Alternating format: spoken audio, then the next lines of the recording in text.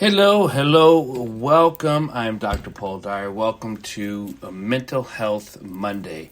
As everything starts to come online, and you can always catch me at any of your podcast channels. You could just put in Bridges Live with Dr. Paul Dyer, and I will pop up on anywhere you get all of your live podcasts.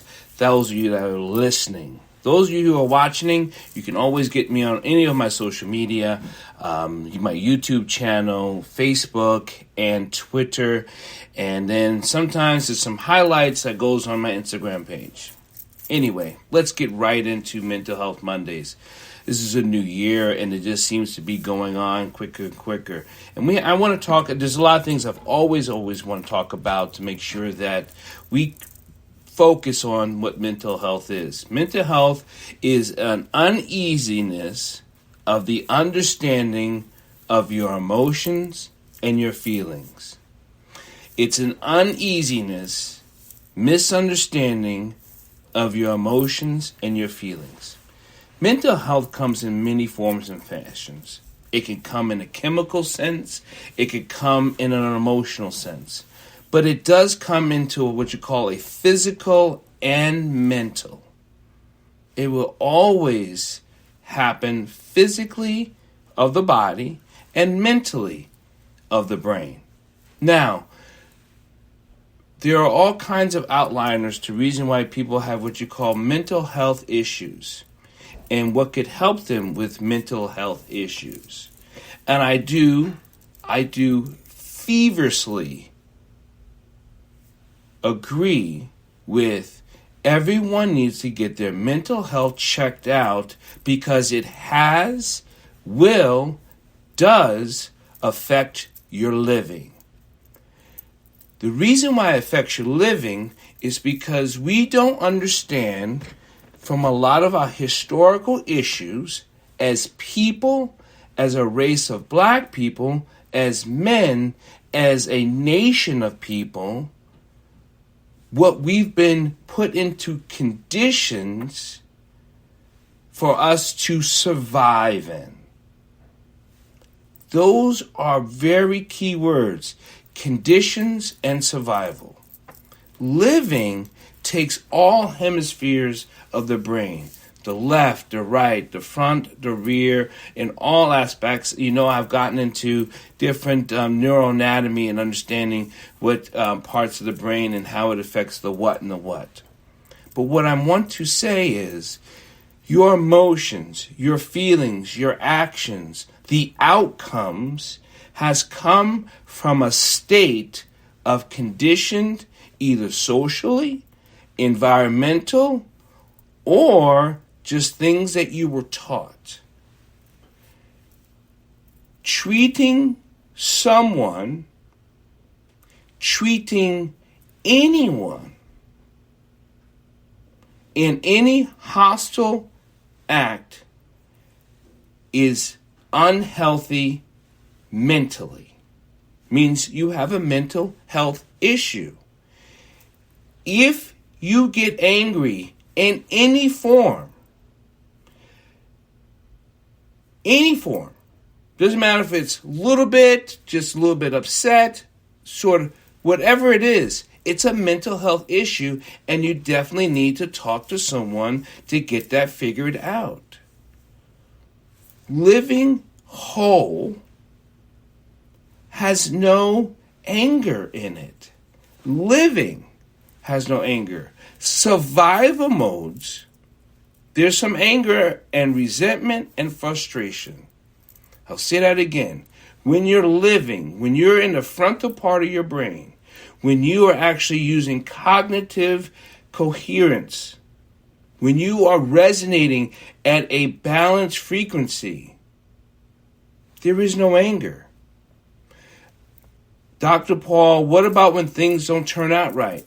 That's a condition of what you want as expectations. Some things just don't happen.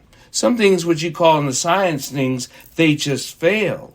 But that doesn't make you angry. It cannot make you angry. Only you can make you angry. And if you're angry, that's a mental health issue. Now, I want to get into something that was recently passed over to me. So I want to share this with you.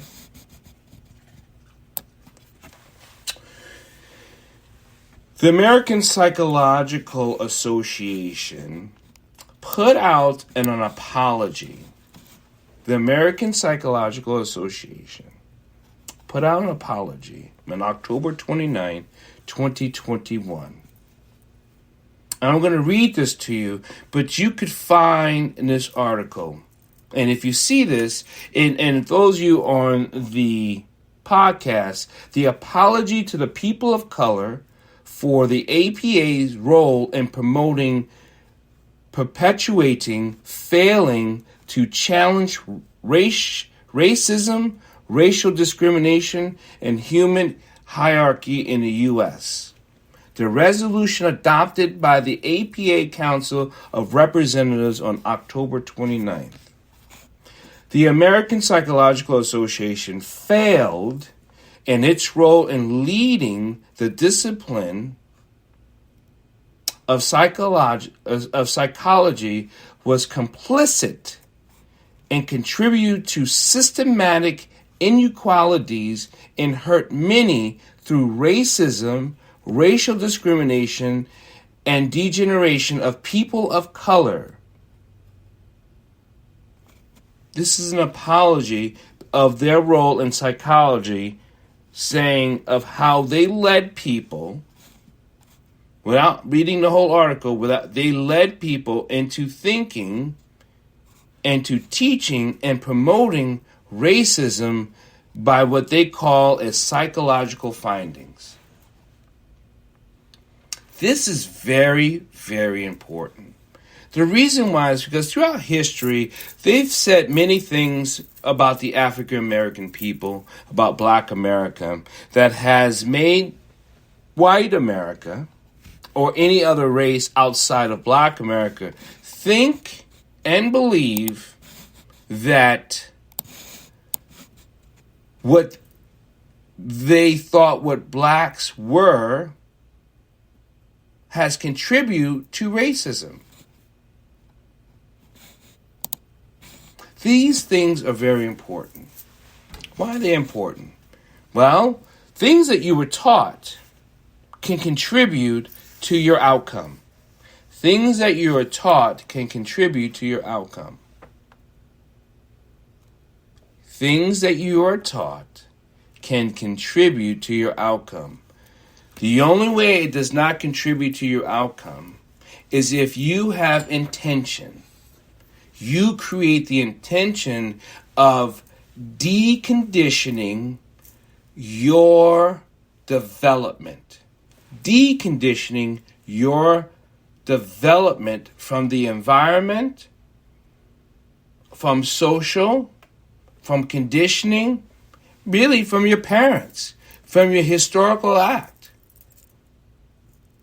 My mother beat me, so I should beat my children. That's a condition. You not understanding why you feel, why you do, why you consider, why you would, asking the questions. To decondition something, you must tear yourself in why and ask yourself the why and the how. That's the only way. You have to do the investigation of the why and the how you are thinking and performing and acting the way you are. After going through it and you understand the reasons why you do the things you do and you agree upon it and this makes sense to you, could you leave it in your life? Absolutely. But it also gives you an opportunity to take it out. Because I was molested as a young person, should I go molest another young person? Well, no, Dr. P, that's sick. Well, wait a minute. It was done to me. It was a condition. I can adhere to that condition because that's why other people and pedophiles do that. They have been conditioned since for some reason to do it to the other. We are not here to just be continuously doing the same without you cultivating yourself. Cultivating yourself is very important. Mental health is very important. Just recently, today, I found that Baltimore City is filled with lead in their waters. This is highly toxic to the brain. This is highly toxic to oxygen. This is highly toxic to the development of a child, to humans. This is probably one of the many reasons, but probably if it was on my list, the top reason why Baltimore City is a crime-infested place. It's probably from the water, and then you add alcohol onto it, and then you add other drugs onto it, then you add the environmental trauma onto it. It's causing the brain to not even have what you call coherence, balance. It is tearing down the fabric within your internal organs and body and brain because of lead water. And Baltimore has done nothing for years since they have known. And they have known. How do you know they have known? They pulled the water out of schools. There's no more water fountains in Baltimore City schools. They say it's because of the lead. But not every home can afford filters. Not every living person can afford to get one of those clean water things. It's expensive. It's expensive. But the expense of the crime and the killing of our children from the internal to the external is the reason why. It's sick and sad to find out that Baltimore has known this for years. Maryland has known this for years. And mental health, Maryland's the richest state in the United States, and it allows for the continuous sickness of our children mentally with the lead-filled water. You must have to ask, is this done on purpose? To be the richest state, to have one of the highest crime in a certain part of the state, and to allow it to keep happening, and it could be, has been, contribute to lead findings. We as a people, when we see things, hear things, as a human activist that I am, mental health can be stopped. You need to help everyone. Get the help. Ask for help. Raise your hand. Make a phone call. Ask someone. Get the help.